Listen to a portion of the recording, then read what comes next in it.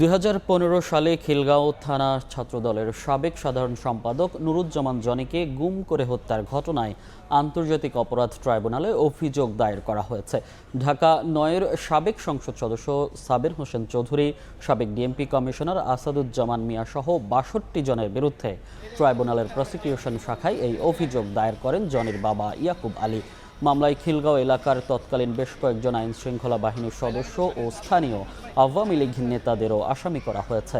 মামলায় সহযোগিতা করেন বিএনপির মামলা সংক্রান্ত তথ্য সেলের সমন্বয়ক মোহাম্মদ সালাউদ্দিন খান। তিনি বলেন, বিএনপির রাজনীতির সঙ্গে জড়িত ছিল বলেই জনিকে জেল গেট থেকে আটক করে আইন শৃঙ্খলা বাহিনীর সদস্যরা হত্যা করে। সে যেহেতু ছাত্র দলের নেতৃত্ব দেয়, এই কারণে তার ব্যাপক জনপ্রিয়তা ছিল। তাকে যদি হত্যা করা হয় তাহলে ওই এলাকা আন্দোলন সমাবেশ কোনোটাই হবে না।